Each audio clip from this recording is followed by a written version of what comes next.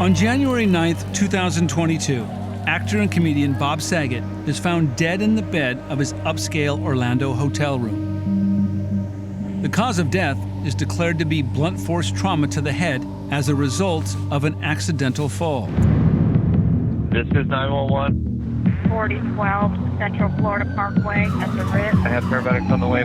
January 9th, 2022, around 3:30 p.m. local time, emergency responders receive a distressed call from the Ritz-Carlton, Grand Lakes in Orlando. Male or female? Is this a male? As the call goes on, it's clear the situation is grave. He's cold, super cold. Is he also stiff? Yes. But do you think he's beyond any help?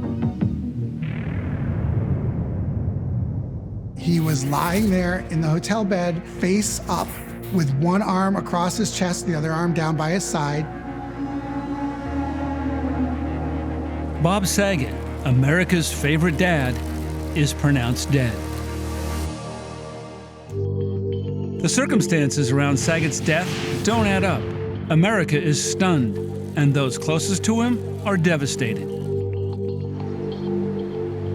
When the autopsy is released, the official cause of death is made public. Saget died of blunt force head trauma. According to the report, the fatal blow was caused by an unwitnessed ground-level fall.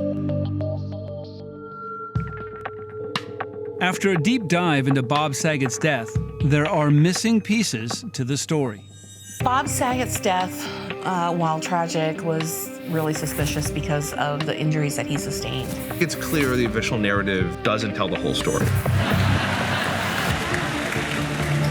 Less than 24 hours before his death, Saget was doing what he loved most, performing in front of a packed crowd just outside of Jacksonville, Florida. When someone dies mysteriously and unexpectedly, police get involved. After Saget's death, Orange County, Florida detectives questioned an assistant at the concert hall where Saget last performed. She was in close contact with him before his last show. He came out very energetic. He was very much entertaining the crowd. According to the assistant and the audience, Saget seemed to be in good spirits and health. After his last show, in what would be his final tweet before his death, he posts this photo on Instagram and Twitter with the caption, "Love tonight's show. I had no idea I did a 2-hour set tonight. I'm happily addicted again to this shit." He took that last photograph and he was cracking jokes and he's like, "Man, I look good." He's like, "Damn, I'm good at this." So, I mean, he was okay. Eyewitnesses attest that in the minutes and hours prior to his unexpected death, Saget appears to be happy and healthy when he arrives back at the Orlando Ritz in the early hours of January 9th. Even posing for a selfie with the valet, Orlando Nunez, who spoke with police after Saget's passing. I think we had a conversation for about 10 minutes. Right before he left, I asked if I could take a picture with him, and he let me. And I snapped a quick pic with him, and then he went up to his room. The photo was presented to the public. It's on Instagram, it's on Twitter, it's everywhere. And there is no visible evidence that Bob Saget is like shooken up or, maybe stumbling, like he had just fallen down maybe or gotten into a car accident. There's zero evidence of that happening. And the valet attendant said that he was totally normal. He went through the lobby, he got on the elevator, and there's surveillance video of him going up the elevator, and he got off onto his floor, and his room was at the very end of the floor. So he had to walk all the way past all these other doors. He was carrying a messenger bag. He was looking fine. Hotel lock interrogation reports suggest that Saget used his key card to open the door at 2:17 a.m. According to surveillance video, which has since been redacted, Saget puts a "Do Not Disturb" sign on his door about 10 minutes later.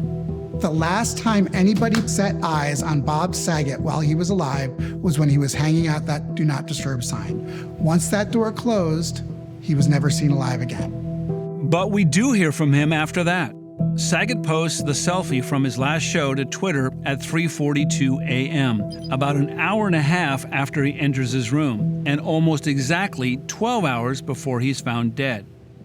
We know he was alive at 3:42 in the morning because he posted the tweet on Twitter. That particular tweet was of interest to me because it was actually a complicated tweet. And it was grammatically correct. It had proper punctuation. So to me, it didn't seem like Bob had suffered this catastrophic injury prior to tweeting.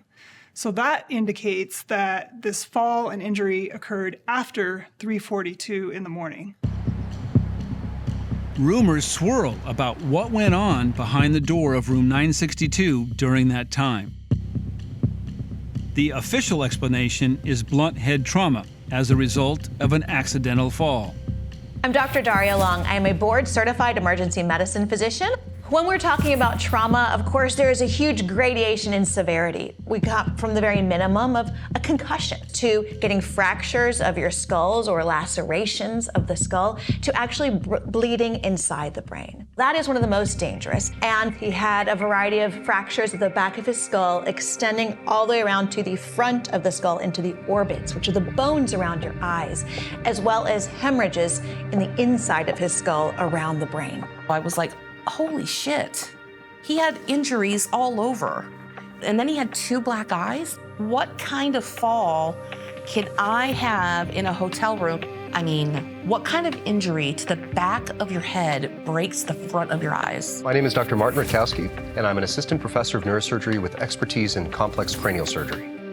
Raccoon eyes are not typically something that I would see with a ground level fall. This is something that you see much more commonly with a high velocity, high impact, severe traumatic brain injury.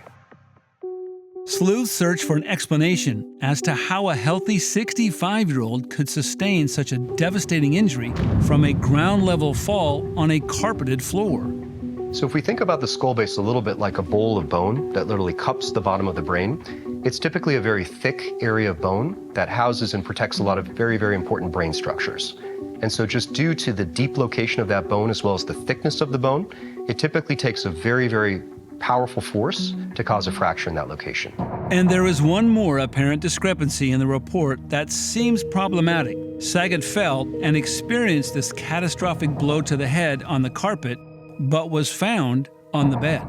After a major brain injury like this, I would not expect someone to be oriented enough or thinking clearly enough to be able to calmly get themselves into bed, pull the sheets up, lay their arms down in a very organized fashion. To me, the very traumatic nature of his injuries does not match the orderly scene that was described when he was found dead.